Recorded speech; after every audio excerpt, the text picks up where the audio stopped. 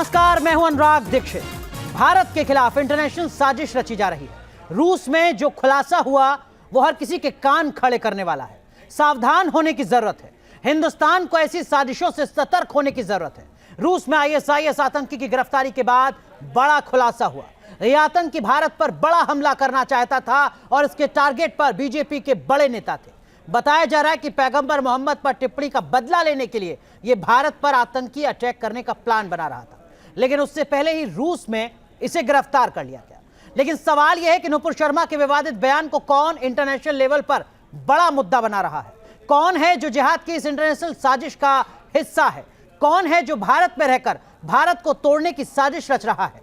इस आतंकी को भारत में किसका साथ था? इसी मुद्दे पर करेंगे बहस। खास पैनल हमारे साथ जुड़ेगा, लेकिन सबसे पहले यह रिपोर्ट देखिए।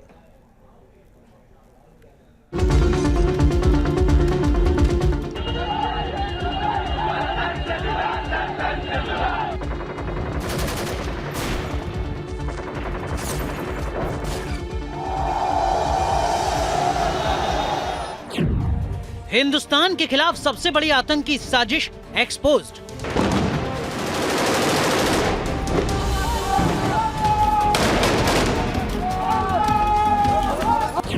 पैगंबर मोहम्मद के अपमान के बहाने कत्लेआम का प्लान उजागर।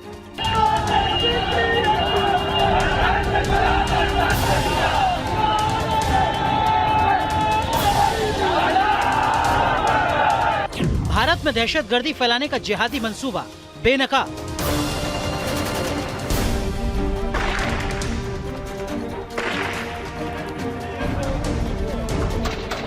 एक ऐसी साजिश जिसके पीछे दुनिया का सबसे खूंखार आतंकी संगठन आईएसआईएस है।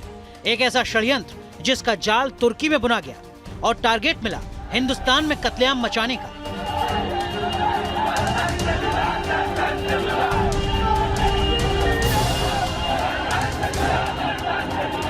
बीजेपी के बड़े नेता पर हमला करने का। लेकिन इस खौफनाक साजिश को यह आतंकी अंजाम दे पाता उससे पहले ही शिकंजे में आ गया।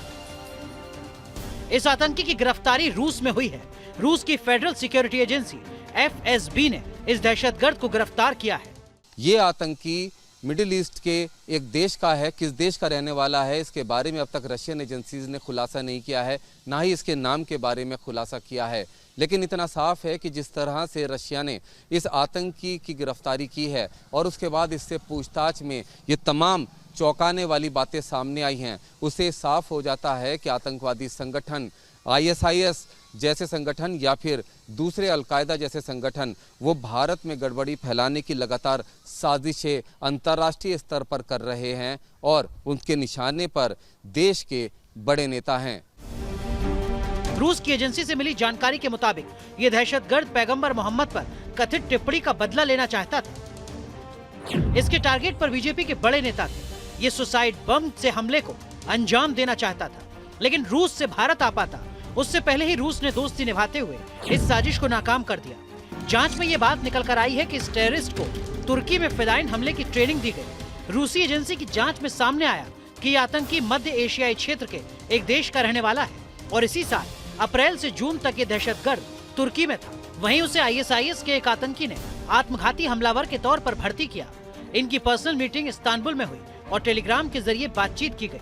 तुर्की से ये आतंकी रूस पहुंचा और यहाँ से जरूरी दस्तावेज बनवाकर भारत आना चाहता था। क्योंकि बीजेपी एक हिंदू राष्ट्रवादी पार्टी के रूप में हिंदुस्तान में जानी जाती है, तो दुनिया में बहुत से लोग ऐसे हैं जो मानते हैं कि हिंदुस्तान धीरे धीरे हिंदू राष्ट्र की तरफ जा रहा है। वो उसको रोकना चाहते हैं और जो बीजेपी के तमाम जो बड़े दिग्गज नेता हैं उनको वो हमेशा खतरे में रहे हैं। ये आतंकी उसी टेरर गुट का है जो कई बार भारत में खून खराबा और कत्लेआम करने की धमकियां दे चुका है। हाल ही में पैगंबर मोहम्मद पर विवादित टिप्पणी के बाद भी आईएसआईएस ने भारत पर हमला करने की धमकी दी थी। अफगानिस्तान में सक्रिय आईएसआईएस खुरासान ने 50 पन्नों का दस्तावेज और एक वीडियो जारी कर धमकाया था।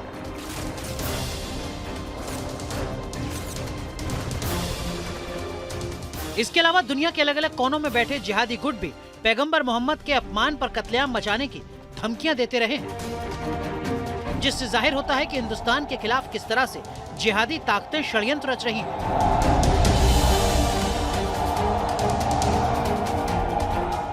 और इस मौके की तलाश में है कि कैसे हिंदुस्तान के अमन और शांति में आतंक का जहर घोला जाए। जी न्यूज़ नेशन। तो एक खास पैनल हमारे साथ जुड़ेगा जिनसे विस्तार से चर्चा करेंगे। सीधा रुख करते हैं, तारिक फतेह साहब हमारे साथ जुड़ चुके हैं, जाने माने लेखक। तारिक फतेह साहब, बहुत बहुत स्वागत आपका न्यूज़ नेशन पर। खबर आपने देखी, एक बुनियादी सवाल हर किसी के जहन में है सर, वो ये कि ये जो जिहादी सोच है इसका जहर दुनिया के कोने कोने में फैला हुआ है। तुर्की, मिडिल ईस्ट, रूस और वहां से भारत निशाने पर। जी जी बिल्कुल। क्या किया जाए? जब आप टॉलरेट करेंगे तो यही होगा ना। जब घबराएंगे आप, जब सलमान रुश्दी को अमेरिका में कोई चाकू मार सकता है, आंख में अंधा कर सकता है, तो क्या होगा? जब हिंदुस्तान ही उसकी किताब पे पाबंदी लगा दे और उसको आने ना दे, फिर किस पे इल्जाम लगाएंगे? सब डरे हुए हैं कि ये क्या कर देंगे मुसलमान। कोई सामने खड़े होने वाला नहीं है कि बोले भाई क्या तुम्हारा मसला, क्या चाहते क्या हो? सर डरे हुए हैं, या आपको लगता है कि हिंदुस्तान की तासीर ऐसी है जहां सेकुलर कंट्री का जिक्र किया जाता है, जहां कॉन्स्टिट्यूशन का जिक्र किया जाता है, जहां कहा जाता है कि हर धर्म हर मजहब को सम्मान देना चाहिए, ये एक बड़ी वजह है? हाँ होगी, लेकिन आपके यहाँ फ्रीडम ऑफ एक्सप्रेशन और फ्रीडम ऑफ स्पीच तो है, फ्रीडम ऑफ प्रेस तो है। हिंदुस्तान नहीं करेगा इसमें आगे तो और कौन आगे? आपका अफगानिस्तान करेगा, चीन करेगा। दुनिया में 2-4 मुल्क हैं जहां डेमोक्रेसी है फंक्शनिंग, उसमें हिंदुस्तान एक है, और वहां पे कुछ ना हो।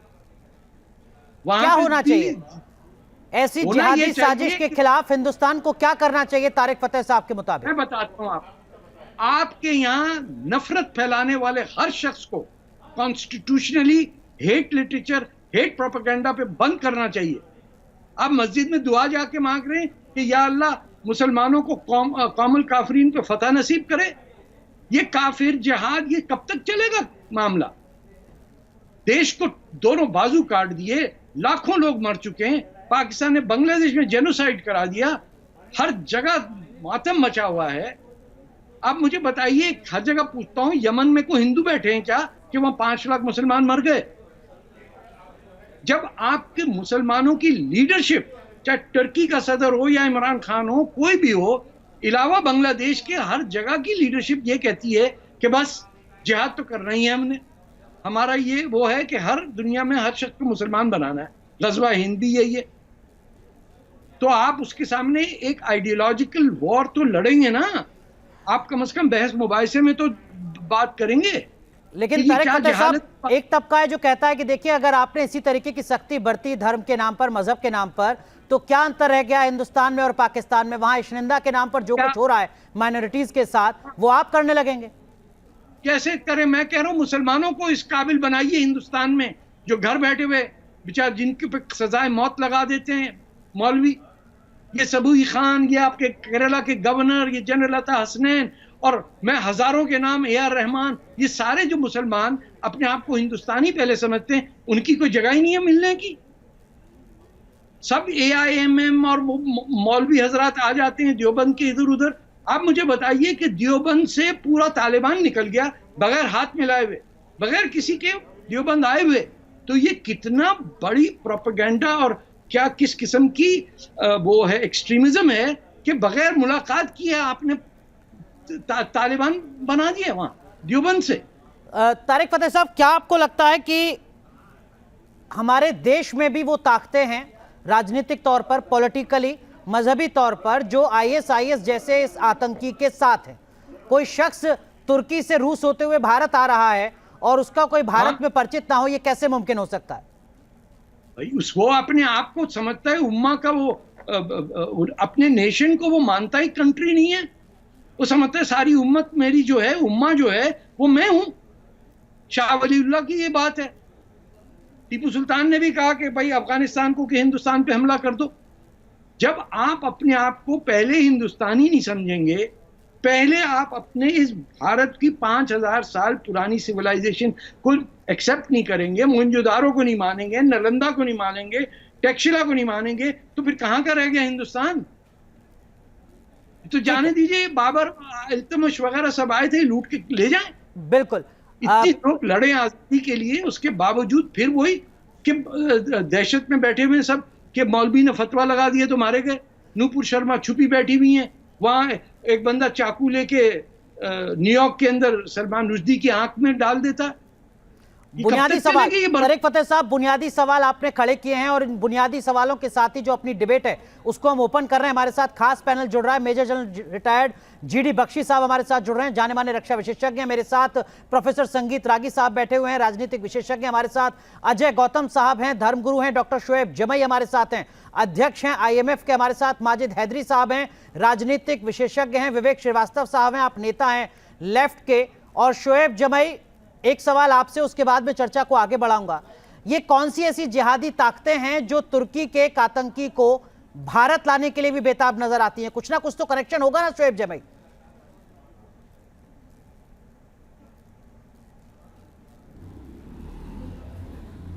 देखिए, देश के सीमा पर या हमारे देश के दुश्मन बहुत सारे हैं।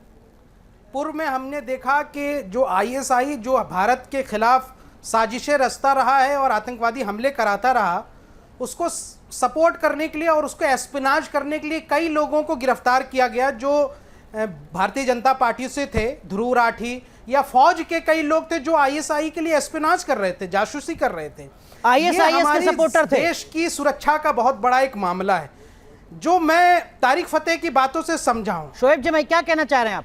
देखिए, ISIS आइडियोलॉजिकल वार आप बीजेपी कैसे से जुड़े लड़ेंगे? थे? ये बात ये ISI की बात कर रहा हूं मेरे भाई, पाकिस्तानी ISI एजेंसी की बात कर रहा हूं मैं। और ISIS की आप बात करते हैं, ISIS के खिलाफ तो हमारी देश की फौज लड़ेगी, हमारी सरकार लड़ेगी, हमारी बटालियन लड़ेगी। इस ISIS के खिलाफ तो अफगानिस्तान में तालिबान भी लड़ रहा है। आपने देखा है कि अफगानिस्तान में ISIS कितने हमले कर रहा है, जिसको तालिबान निकाल के मार रहे हैं। ये ISIS तो सीरिया में भी लड़ रहा था। लेकिन ये बात नहीं भूलना चाहिए कि इस ISIS को हथियार कौन दे रहा था, बल कौन दे रहा था? हमारा एलाई है अमेरिका। दुनिया जानती है कि ISIS को खड़ा करने वाला अमेरिका। शोएब जमई, ISIS के इतिहास पर चर्चा नहीं हो रही है आज। रशियन बैक जो सीरियन, ठीक है, आज चर्चा हो रही है कि नुपुर शर्मा के किसी विवादित बयान पर तुर्की से एक आतंकी भारत आना चाहता है। जीडी बख्शी साहब, कोई ना कोई तो होगा भारत के उस जिहादी सोच के साथ जो उसे बुला रहा है, जो उसे भड़का रहा है, उकसा रहा है, जिहाद के नाम पर आओ, हिंदुस्तान को तोड़ने की साजिश रचो। जीडी बख्शी साहब, देखिए, इसमें क्या शक है? जब 26/11 हुआ था तो डेविड डॉन हेडली को यहाँ भेजा गया था रेकी करने। वो यहाँ आया, उसने लियोपोल्ड कैफ़े, विक्टोरिया टर्मिनस, ताज पैलेस, तमाम इलाकों की रेकी तफसील से की थी। पाकिस्तान में जाके अपने मोहरों को बताया, गुर्गों को बताया कि ये है। फ़ोटोज़ लेके गया था। यहाँ उसके कई दोस्त थे जिनमें कई जाने माने बॉलीवुड की हस्तियों के रिश्तेदार थे, बेटे वगैरह थे। और उसके अलावा और भी उसके बड़े कॉन्टैक्ट्स थे लोकल। जब वो हुआ 26/11, उसके सीधा बाद एक किताब का विमोचन हुआ। और यहाँ से याद रहे कि डेविड हेडली, वो मंगल जो होता है ना, ये धागा जो मौली का धागा जो हम लोग बांधते हैं त्योहारों पे, वो लेके गया था। जो 10 के 10 आतंकवादी आए थे, वो अपने हाथों पर वो बांध के आए थे ये मौली का धागा, ताकि उनको हिंदू टेररिस्ट करार किया जाए। और उसके एकदम बाद 26/11 के एक किताब का विमोचन हुआ कि 26/11 हिंदू टेरर। और उसको हमारे जो थे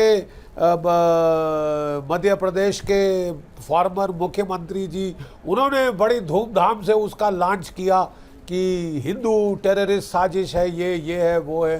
तो आप कह रहे हैं कि सपोर्ट रहता है। अजमल कसाब जिंदा पकड़ा गया तो ये पूरी हम खोज पाए।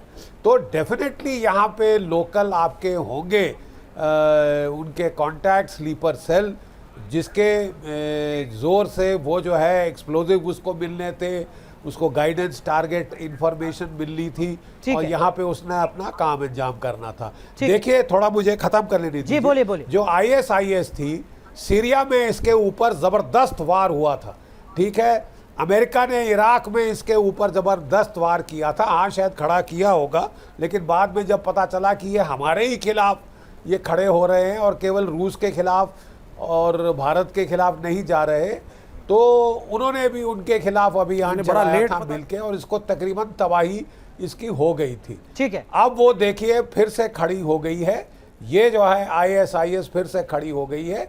अफगानिस्तान में ये नाटक है कि उसको अफगानिस्तान की सरकार लड़ रही है। अयमन अल जवारी को तो उन्होंने स्टेट गेस्ट बना के काबुल में रखा था, लेकिन और ISIS वहां से ऑपरेट कर रही है। $40 अरब का अमेरिका हथियार। बख्शी साहब माफ कीजिए, आपको रोक रहा हूं, मैं आपके पास आऊंगा। संगीत रागी, वो जिहादी सोच वाले भारत में कौन है जो तुर्की के आतंकी को भारत में न्योता दे रहे हैं, आओ देश को तोड़ो? देखिए, इस देश के विभाजन के बावजूद भी भारत के अंदर मुसलमानों का एक वर्ग, सारे मुसलमान नहीं, बहुत मुसलमानों का एक हिस्सा ऐसा है जो आज भी गजवाए हिंद की भावना से ग्रसित है। ये चाहता है कि भारत को एक इस्लामिक राष्ट्र के रूप में कन्वर्ट किया जाए। आप सिमी का आप डॉक्यूमेंट पढ़िएगा जो बाद में जाकर के PFI बन गया, उसने अपने ऑब्जेक्टिव में खुला रख रखा है। आपको शाह वलीउल्लाह का नाम लिया, उसने कहा था जब औरंगजेब की सत्ता कमज़ोर हुई थी तो उन्होंने कहा था कि अब अहमद शाह अब्दाली जो है वो आकर के दोबारा अटैक करे और इसको इन काफिरों से मुक्ति दिलाए हम लोगों को, यानी हिंदू उनके लिए काफिर हैं। तो जिस प्रकार की जो व्याख्या है, जिस प्रकार के अपने धर्मशास्त्र की वो व्याख्या करते हैं, उनमें हिंदुओं के लिए घृणा है, यहूदियों के लिए घृणा है, क्रिश्चियनों के लिए घृणा है और उनको ये दुश्मन मानते हैं। तो स्वाभाविक है इस राष्ट्र को एक प्रकार से इस्लामाइज करने के लिए, और ये पूरा इस्लाम का, यदि आप इस्लामिक मूवमेंट को आप देखेंगे तो जहाँ जहाँ गया है, यदि आप सेंट्रल एशिया में गया तो पूरी तरीके इस्लामाइज किया।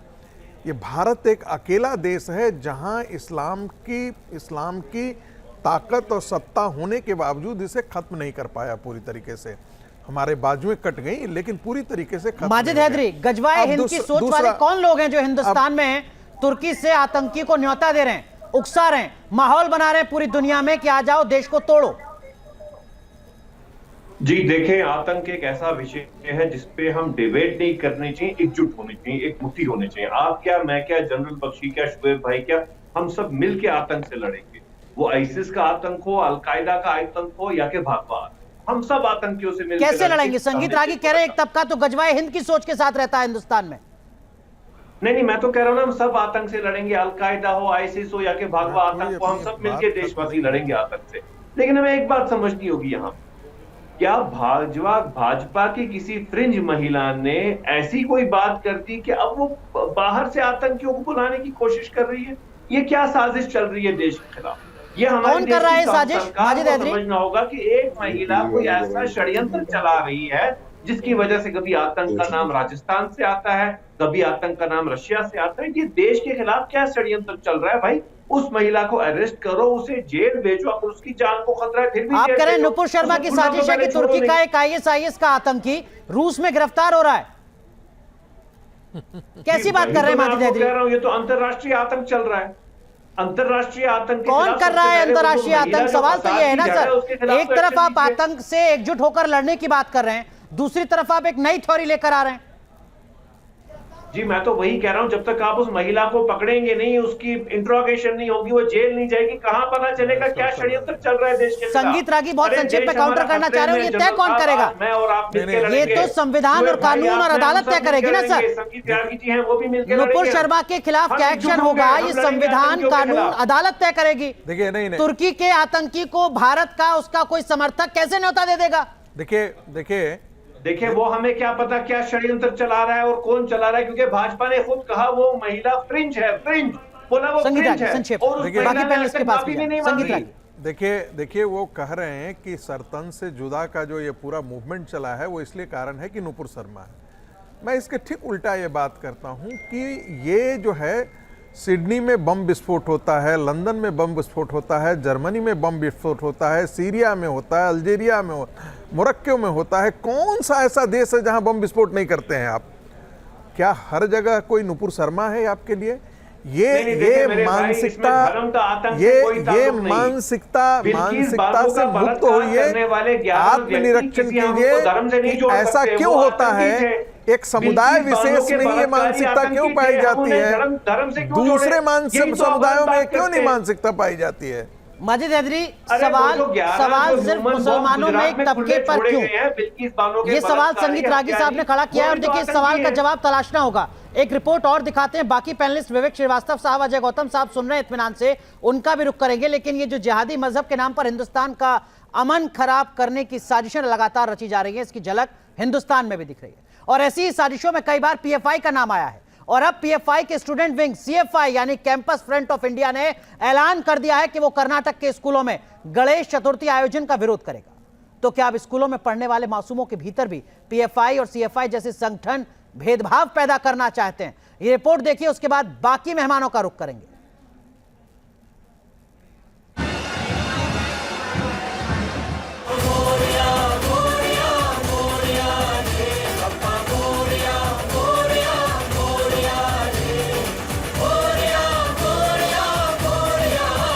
गणपति बप्पा मोरिया, इसी जयकारे के साथ पूरे देश में गणेश चतुर्थी का त्योहार मनाया जाता है। बप्पा की पूजा होती है और फिर धूमधाम के साथ होता है प्रतिमा विसर्जन।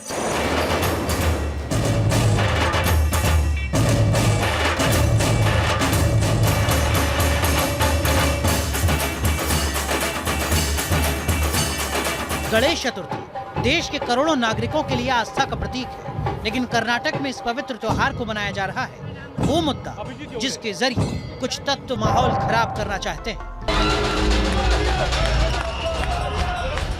गणेश चतुर्थी को लेकर कर्नाटक में क्या कुछ हो रहा है और इन बातों का मकसद क्या है, इन सभी सवालों के जवाब देंगे। लेकिन पहले इस कहानी के किरदारों को पहचान लीजिए। एक तरफ है कर्नाटक सरकार जिसने स्कूलों में गणेश चतुर्थी मनाने की इजाजत दी, दूसरा किरदार है देश को इस्लामी राष्ट्र बनाने का सपना देखने वाले पीएफआई का student wing campus front of India, और तीसरा किरदार है कर्नाटक वक्फ बोर्ड, चौथा किरदार है कर्नाटक के ईसाई संगठन।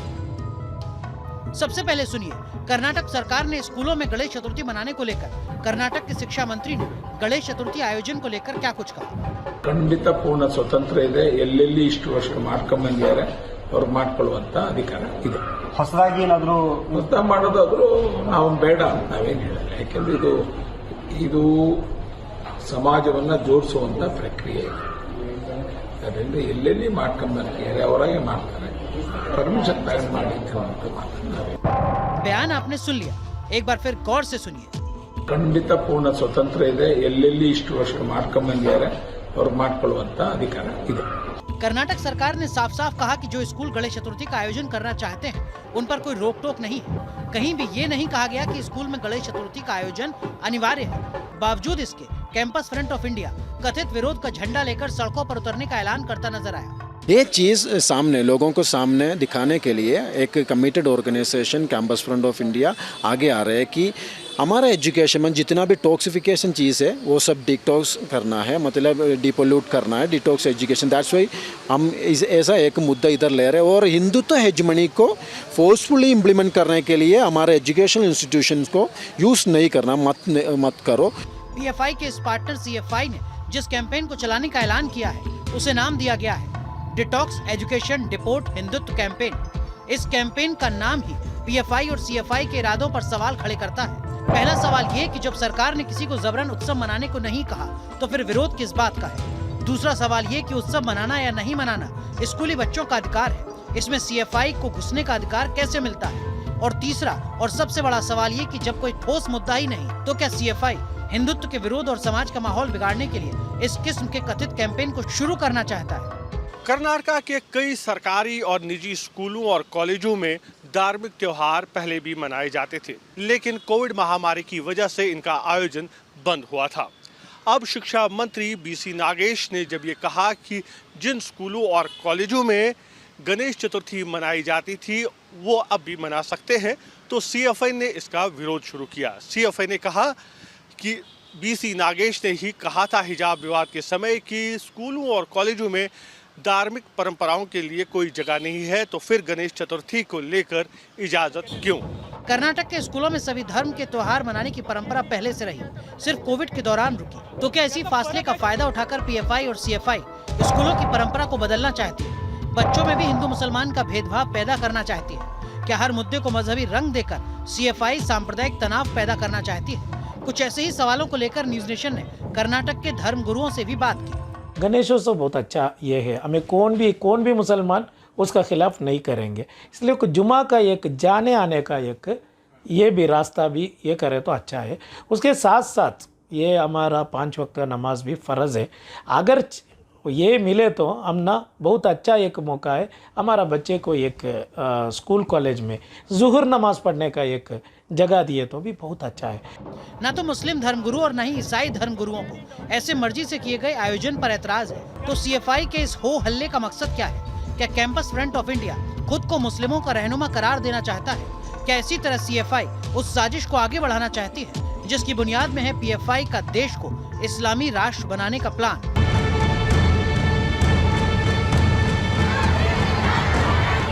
26 जुलाई को कर्नाटक के दक्षिण कन्नड़ जिले में बीजेपी युवा मोर्चा के नेता प्रवीण नटारू की हत्या की गई। इसके बाद 15 अगस्त को कर्नाटक के शिवमोगा जिले में वीर सावरकर के एक पोस्टर को लेकर विवाद उठा और अब स्कूलों में गणेश चतुर्थी मनाने को लेकर विवाद। इन तीनों घटनाओं में नाम सामने आ रहा है पीएफआई और उनसे जुड़े संगठनों का। ऐसे में सवाल उठता है, क्या ये एक इत्तेफाक है या फिर सोची समझी साजिश?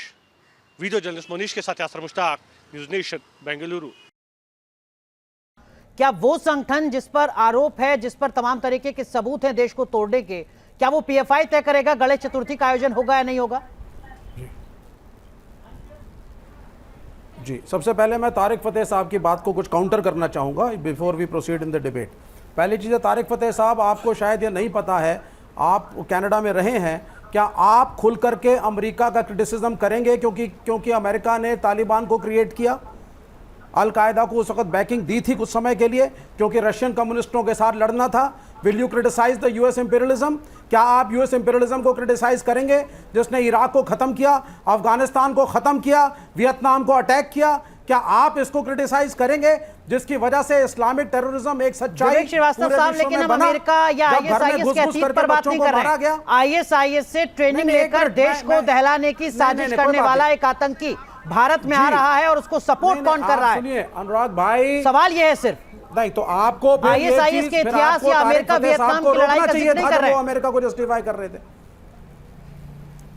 नहीं तो इस्लामिक टेररिज्म में अमेरिका का एक बड़ा हाथ था। क्या तारिक फतेह साहब अमेरिका को तो अगर आज भारत को दहलाने के लिए कोई आतंकी आ रहा है तो हम पहले अमेरिका की आलोचना करें? आज भारत अमेरिका हम कहें कि वो इसलिए भारत में आ रहा है क्योंकि अमेरिका ने सपोर्ट किया था उसको, या हम कहें कि किसकी हिम्मत हो गई जो ऐसे आतंकी को भारत में सपोर्ट कर रहा है?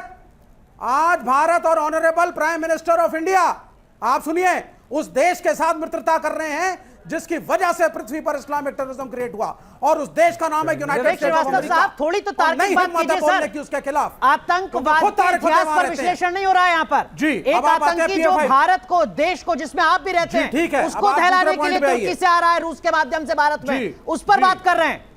वो कौन सी ताकतें जो उसको सपोर्ट कर रही हैं? और जो सवाल मैंने आपसे पूछा वो पीएफआई को लेकर पूछा, क्या पीएफआई तय करेगी इस देश में गणेश चतुर्थी का आयोजन होगा या नहीं होगा? हाँ ठीक है, ठीक है। एक छोटा सा मुसलमानों के साथ जानवर जैसा हमारा व्यवहार डिस्कशन करता है असल में अलग टॉपिक से शुरू हुआ था और बाद में आपका पैकेज अलग आ गया।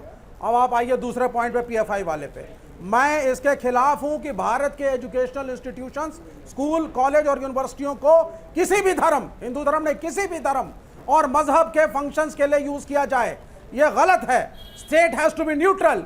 यहां एक सेकुलर कॉन्स्टिट्यूशन है, आप उसको किसी भी धार्मिक पर्व को मनाने के लिए या धर्म के प्रचार के लिए ना इस्तेमाल करें, यह गलत चीज है। ये वही विवेक श्रीवास्तव है जो बुर्का पहन के अरब में जाता है और उसका विरोध होता है तो उसके सपोर्ट में खड़े होते हैं। Not supposed to promote religion. Vivek Shrivastava school college में बुर्के के साथ खड़े होते हैं। स्टेट गवर्नमेंट और सेंट्रल गवर्नमेंट और मिनिस्ट्री एचआरडी को कोई अधिकार नहीं है धर्म को स्कूलों के थ्रू प्रचारित करने का।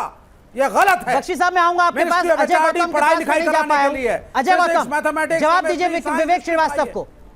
अजय गौतम देखिए बात ये, देखिए पैनल में बैठे हुए सभी मेरे को पैनलिस्टों को जय हिंदू राष्ट्र।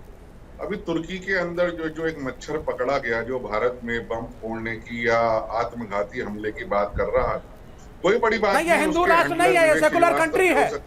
तो एंकर से मेरी अपील है कि इनको जरा काउंटर करें। यहाँ विवेक श्रीवास्तव भी हो सकते हैं, ये अनकॉन्स्टिट्यूशनल बोल रहे हैं, कई लोग हो सकते हैं, क्योंकि देखिए हिंदुस्तान में मेरे मित्र अजय गौतम, ये एक सेकुलर देश है। आज भी अम्बेडकर का भैया सुन लो ना, जिस दिन आप लोग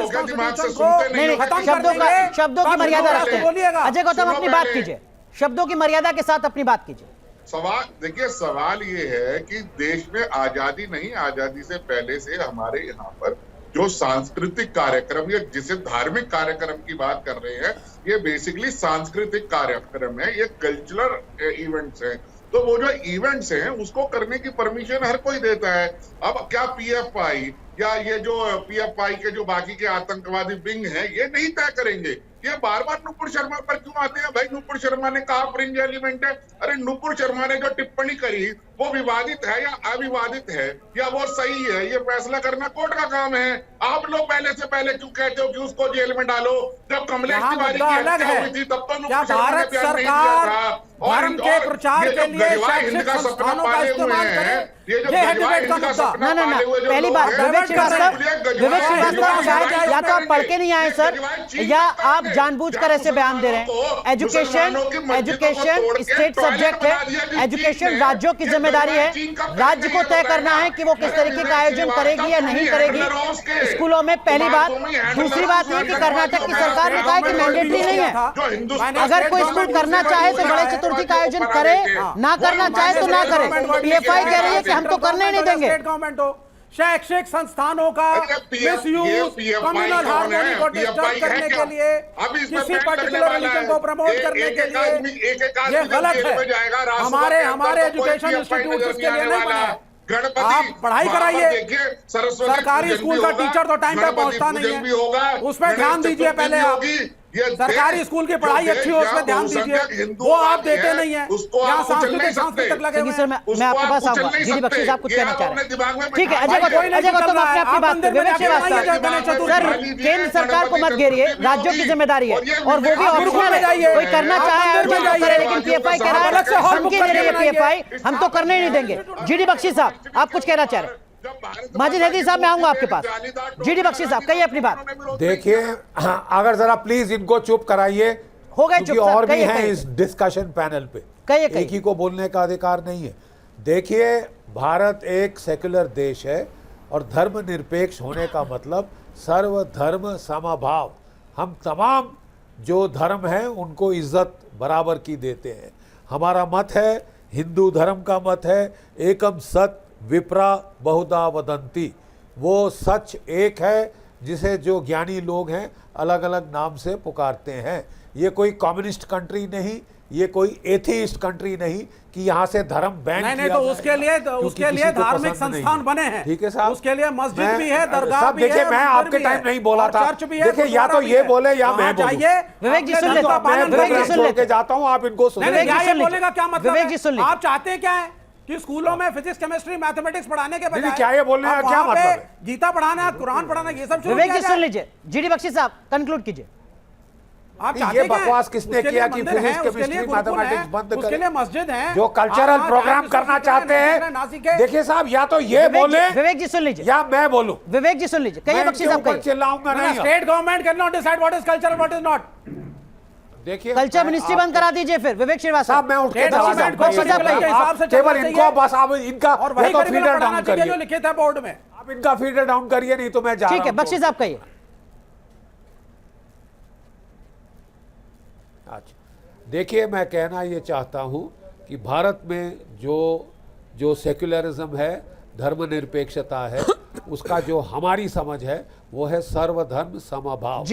इसका मतलब कल्चरल फेस्टिवल के तौर पे इनको मनाया जा सकता है। किसी ने ये नहीं कहा कि आप फिजिक्स, केमिस्ट्री, फिजिक्स और बायोलॉजी पढ़ना बंद करें। ये बेवजह ये थोप रहे हैं चीज़ें, नंबर एक। नंबर दो, आज बात बेसिकली हो रही है कि IAS का खतरा फिर से बढ़ गया है। इसलिए जो ये जो PF जैसी पॉपुलर फ्रंट जैसी जो संस्थाएं जो कि ये जो अब सिमी और इंडियन मुजाहिदीन की जगह ले रही हैं, उनके ऊपर नकेल कसनी होगी, क्योंकि ये लोकल कॉन्टैक्ट्स प्रोवाइड कर रही हैं, ये स्लीपर सेल्स प्रोवाइड कर रही हैं। वो बंदा उज़्बेकिस्तान से रिक्रूट हुआ, उसको वहाँ पे तुर्की में जाके उसको रेडिकलाइज किया, उसको ट्रेनिंग दी, उसको ट्रेन किया, पूरी ब्रीफिंग दी, और फिर उसको वाया रूस के भेज रहे थे, क्योंकि रूस भारत का मित्र है, तो हम उसकी जो है खास छानबीन नहीं करेंगे, उसको इतनी शक की नज़र से नहीं देखेंगे। बिल्कुल। और ये अटैक किसके ऊपर साजिश है? ये अटैक की साजिश है किसी टीवी के कमेंटेटर पे नहीं, बल्कि हमारी लीडरशिप के ऊपर, बिल्कुल, हमारी पॉलिटिकल लीडरशिप को मारने की साजिश है। याद रहे, भारत के 2 प्रधानमंत्री शहीद हो चुके हैं टेररिस्टों के हाथों। ठीक बात, लेकिन मेरा तो बुनियादी सवाल यही है सर कि वो कौन देश के गद्दार हैं जो इस आतंकी के साथ खड़े हुए हैं। बख्शी साहब, अब जरा माजिद हैदरी साहब को सुन लीजिए। माजिद हैदरी साहब भी आपको तसल्ली से सुन रहे थे। माजिद हैदरी, एक तरफ ये दलील कि हिंदुस्तान में मुसलमान खतरे में है, और दूसरी तरफ मुसलमान तय कर रहा है कर्नाटक में गणेश चतुर्थी होगी या नहीं होगी। माजिद हैदरी जनाब, आज अभी इस मंच पे 10 सेकंड में दूध का दूध और पानी का पानी हो जाएगा, क्या हम सेकुलर राष्ट्र हैं या नहीं। जनरल बख्शी साहब, क्या आप मेरे साथ और विवेक श्रीवास्तव साहब के साथ हैं या बताइए। इस डिबेट में आज पूरा देश देख रहा है, क्या आप अपने भारतीयों के साथ होंगे या तारिक फतेह के साथ होंगे? भारत के साथ अभी फैसला होगा इस डिबेट में। मैं भारत के साथ हूं, भारत के संविधान के साथ कैसे तोड़ा जा रहा है, और मुझे आपसे सर्टिफिकेट की कोई जरूरत नहीं है। आप मेरे साथ हैं या तारिक फतेह के साथ हैं, आप इतना बताइए। मैं डिबेट से जा रहा हूं, जाओ, चले जाओ, आप जवाब दीजिए। मैं बिल्कुल तारिक फतेह के साथ हूं, मैं डिबेट से निकल रहा हूं, मैं उस डिबेट में नहीं रह सकता जहां पे घुसपैठियों के साथ डिबेट छोड़ने का ये लॉजिक समझ से परे है। माजिद हैदरी, तो जाइए, ठीक है, आपकी अपनी मजबूरी हो सकती है, लेकिन ये सवाल शोएब जमाई, संगीत रागी साहब मैं आपके पास आऊंगा। शोएब जमाई, एक तरफ तो मुसलमान खतरे में है, इस्लाम खतरे में है, दूसरी तरफ कर्नाटक में PFI तय करेगा गणेश चतुर्थी का आयोजन। अरे भाई, मुसलमानों की वजह से ये पूरी धरती खतरे में है। अनुराग जी, क्या बात कर रहे हो? कहाँ तय कर रहा है? मुसलमानों की वजह से पूरी धरती खतरे में है। कह रहे हैं PFI तय कर रहा है। PFI के पास तो कोई अथॉरिटी भी नहीं है। शोएब जमाई, मैं जवाब दूं? जी, मैं जवाब दूं क्या?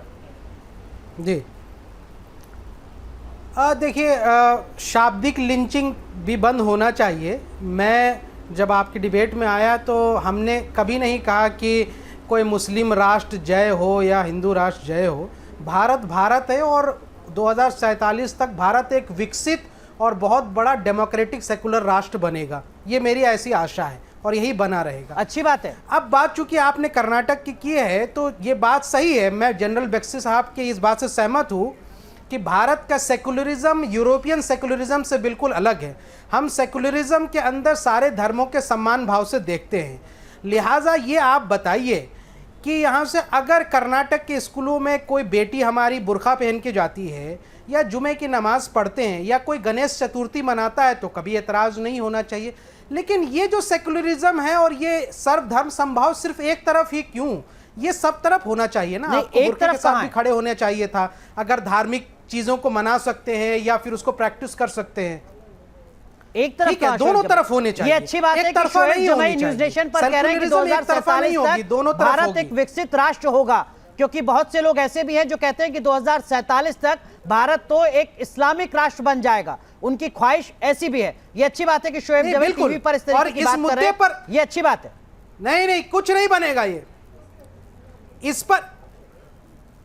इस मुद्दे पर एक बात और मैं कह दूं, 30 सेकंड हमें दे दीजिए कि आतंकवाद के खिलाफ लड़ाई तब कमजोर पड़ जाती है जब राजनीति में सत्ता हावी हो जाती है।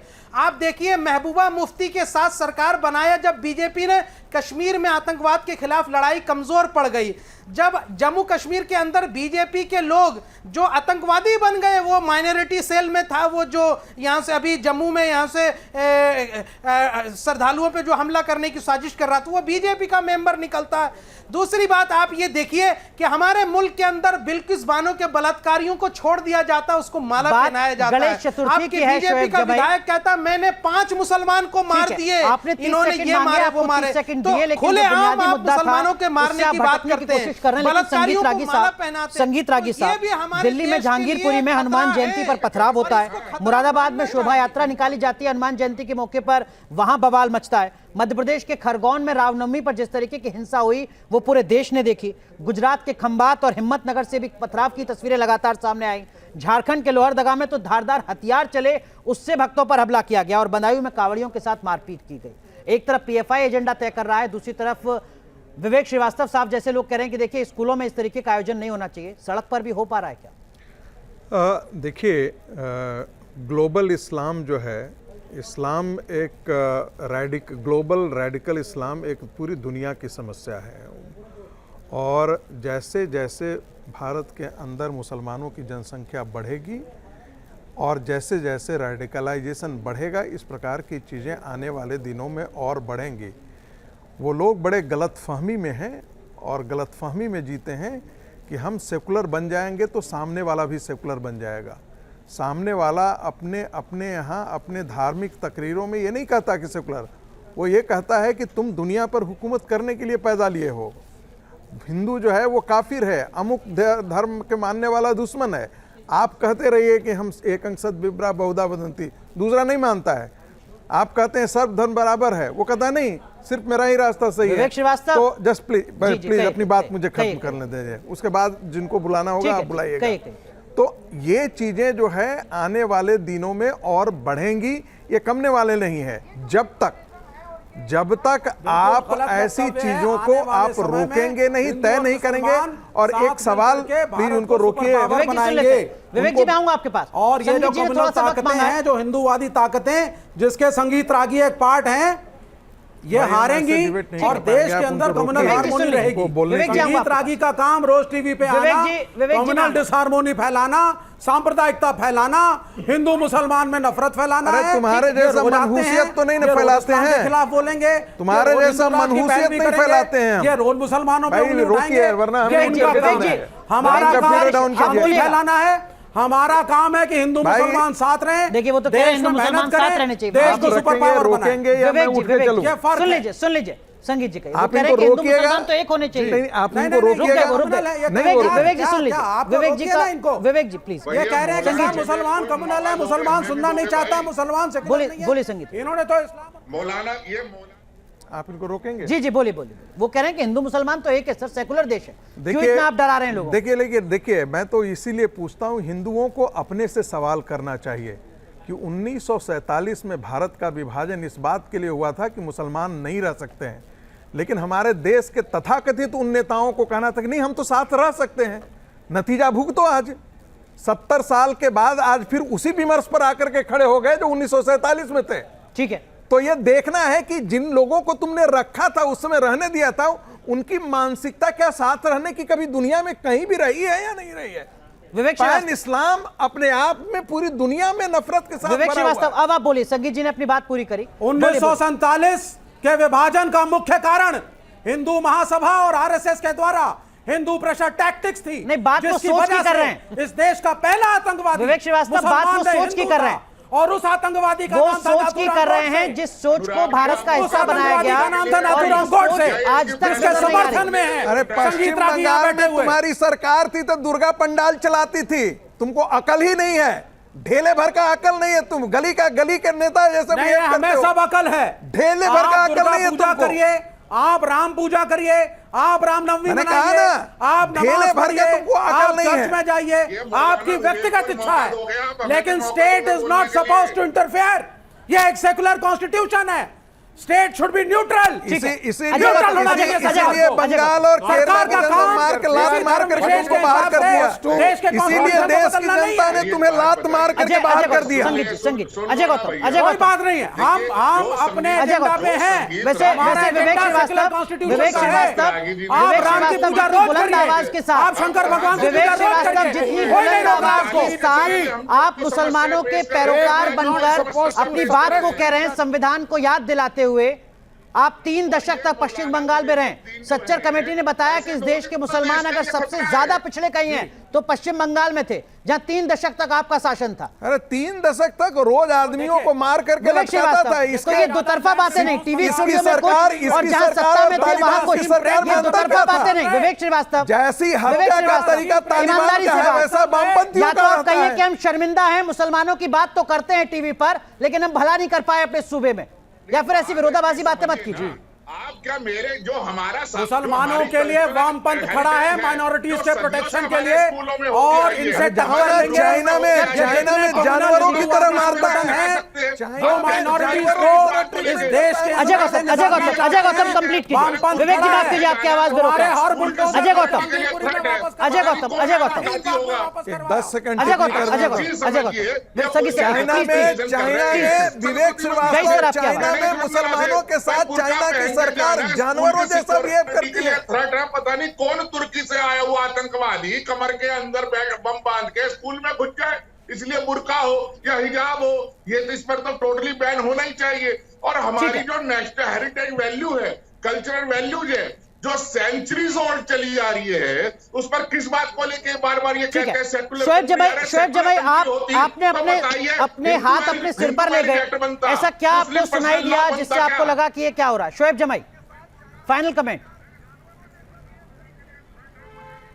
आपने अपना माथा पकड़ लिया सर, क्यों? शोएब जमाई जी, सवाल दोहराएंगे जरा। आपको अपना सर पकड़ने की जरूरत क्यों पड़ गई अभी?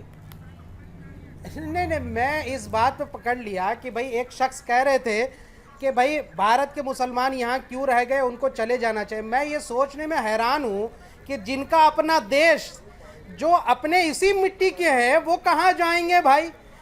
और जिनको इस देश से प्यार नहीं है वो चले जाएं, जिनको इस मुल्क से प्यार है वो तो यहीं रहेंगे ना। संगीत रागी कह रहे हैं कि वो लोग चले जाएं जो तुर्की के उस आतंकी को भारत में बुलाना चाहते हैं। संगीत रागी कह रहे हैं वो लोग चले जाएं जो कर्नाटक में गणेश चतुर्थी का आयोजन नहीं करने देना चाहते।